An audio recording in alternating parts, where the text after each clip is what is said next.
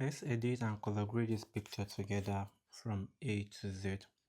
So we'll be doing some background adjustments. We'll be removing some stuff from here. We'll be removing these people at the background.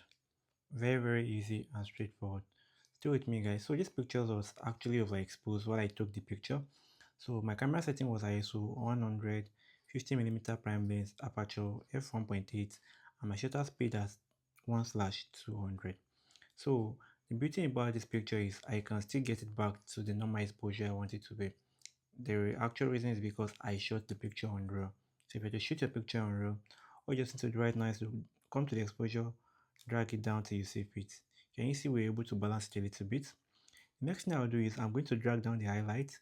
I'll drag down the shadow, the white a little bit, and I'm going to increase the contrast a little bit as you can see right now. So here's the before of our picture, here's the after in just 3 simple click right now. You can still bring it down a little, but I like it this way. So the next thing I will do when it comes to color grading, first thing we need to pay attention to when it comes to color grading is our white balance. So on my camera setting, I'm using 5200 Kelvin, if I'm not mistaken. So here is it over here. Okay, 5350 Kelvin. So if I want a warmer picture, I'll drag the temperature from this blue hand side. I'll drag it to the yellow. Can you see what it's giving to me? And if I want it a little bit bluish, probably like a blue filter stuff, I'll drag it down this way, as you can see right now. So anyone I choose to use, and also the tint, if I want more green in my picture, I'm going to drag it down, as you can see. And if I want more what? If I want more magenta is there, I'm going to drag it to where the magenta is, as you can see. All you just need to do is to mess with it a little bit, then you're going to do what? Get what you want. So that being said, right now, the next thing I'll do, I'll come to my vibrance. I'm going to increase my vibrance a little bit. So you can see right now, I'm going to do what? Let me take this to about 14 or so. Here's the before of our picture, here's the after. So with just few simple click, we're able to do what? Balance the lighting and also a little bit of the color. Next you just need to do is to scroll down towards to our HSL adjustment. This is what I use for my color grading the most. This is what I use the most if I'm not maxing. So the next thing I'll do right now is to come to my skin tone first, which is the orange. I'm going to drag up the opacity, the saturation I mean to say. I'll drag it up so that it's going to do what? The skin tone is going to look a little bit richer than the way it is before. Here's the before of our picture, here's the after. Can you see right now? Next thing I'll do right now is to do what? Is to come to my blue. There's blue in the outfit. I'm going to increase the saturation, also the aquas too. I'm going to increase it. Our picture is already looking very nice. We don't have to go to extreme height to manipulate picture, to manipulate your outdoor picture. So the next thing we'll be doing right now is this leaf. You can do what? You can turn it green, complete green, or you can just bring down the saturation, also the yellow. So here are the yellows here also. So you see the moment I drag down the yellow, it's actually the what? It kills all the colors here. So I'm going to drag it back to normal again. So you can see our picture is already looking very nice. It doesn't have to be very extreme. So I'll do it. I'll open my picture in Photoshop. Click on open. Though we're still coming back to camera raw, but just want to do something brief in Photoshop. So everything we've done so far, you can do that with whatever version of Photoshop you have. But starting here, you'll be needing a little bit of AI to make your workflow very smooth and easy. So the first thing we're doing right now is our generative expand. So all I just need to do right now is to do what? I'll go to my crop. Here's my crop over here. I'll make sure I'm selecting the size I want, 4x5 into bracket 8x10. I'm going to turn it to portrait, as you can see right now. Then I'm going to drag it up like this. I'll drag it down. I want there to be enough space. I want them to be as in a wider space for my picture, as you can see right now. What I just need to do right now is to do what? Click on my generative expand and I'll just do what? I'm not going to give it any prompts. I'll just click on generate. What I just need to do right now is just to sit back and wait for it to do the job for me. And boom, it actually filled all this area up and it gave us 3 options to choose from. So the first one, if I don't like it, I'll go for the second one. If I don't like it, I'll go for the third one. So, but I think I prefer the first one the most. It has more details and it looks very neat. So I'll do it. I'll leave that one at its B, at it is. So the next thing is for me to remove this umbrella over here. To do that also, I'll pick my polygonal axle tool, right? And I'm going to scroll around it like this. As you can see, what I just need to do right now is to do it. I just click on remove. I'll click on remove. And I'll just sit back and wait for it to do the job for me. and boom, it removed that for us perfectly with just a single click right now. So what I just need right now is just I'll merge everything together, Control Shift and E. So I'll merge all the layer together.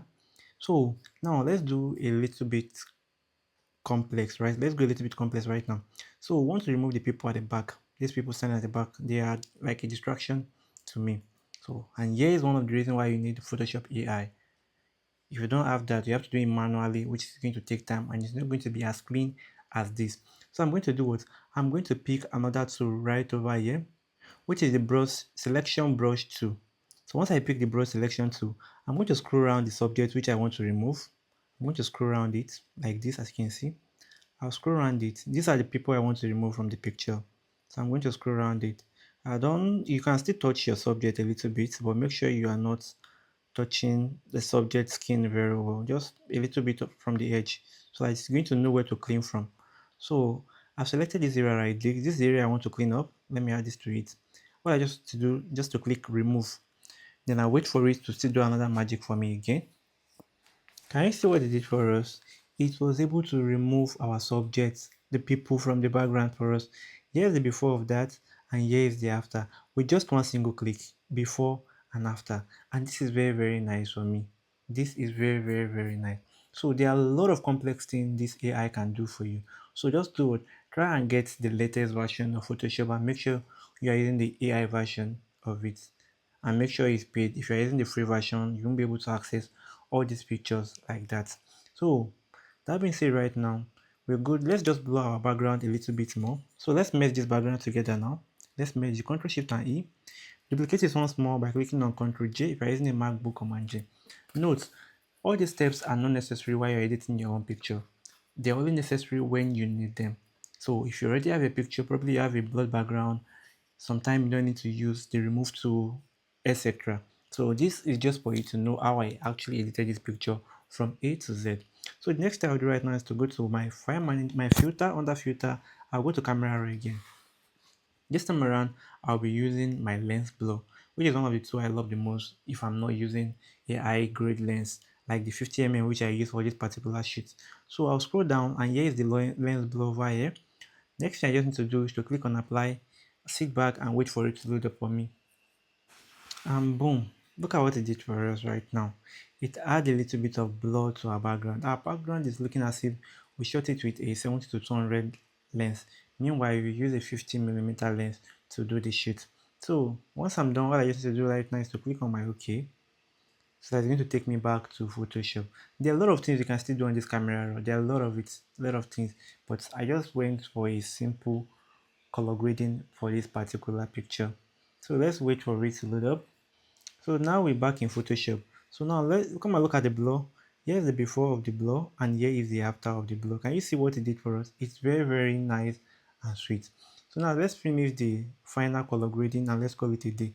So I want to pop the skin tone a little bit, or I want to add a little bit of saturation to it. What I just need to do, I'll click on my adjustment layer. Then I'm going to click on my hue and saturation. So once I'm done with that, I'll just click on this pencil tool over here. I call it pencil tool because I used to sample color. So I'm going to click on it. And I'm going to click on a bright area of the picture, which is here, right? And I'm going to uncheck it back. I just have to increase the saturation a bit. You can see. And it's going to do what? It's going to apply that color to my skin tone, which is very, very nice. If I want to add color to this outfit also again, I'm going to check it back again and I'm going to click on the outfit. As you can see right now, it's going to bring up the color for me. Then I'll just do what? I'll just click on the saturation of the what? Of the outfit. Very, very nice and straightforward. We're able to do what? Color grade this picture very, very fast and edit the picture. So the retouching will be done in another app. Stay tuned, guys. So in case you're interested in getting any of my picture editing file, from my overlays down to my color lookup, which is my LUT file, so you just have to scroll down to your video. So under the comment, this is my description. So it's not going to load the description for you. You just have to click on show more, click on it. So it's going to show all the options. Once it does that, just click on my store link. So here's my store link. Once you click on it, it's going to take you directly to my store. So you can actually select any file you want. From the color lookup, this is a light skin LUT. This is a feather which I used in my recent video. This is 100 premium baby overlays. This is my first video course. This video course entails on how to download all the files I want. The site I use in downloading all my files free of charge, including my Photoshop panels also. This includes my PNG files. This includes all my packs, all my picture editing files, my premium overlay, my PNG, my flying fabrics, my color lookup, my presets. So once you buy this, you've already bought everything apart from this one. So here is my flying fabrics. Here is my, in case you want to give me any project for me to work on. Here's my color lookup. Here is my background overlay, and here is my presets file. So in case you're interested in buying anyone, you can actually go for them. The good news there is that you can actually buy your own currency, any currency of your choice. You can buy with any currency of your choice.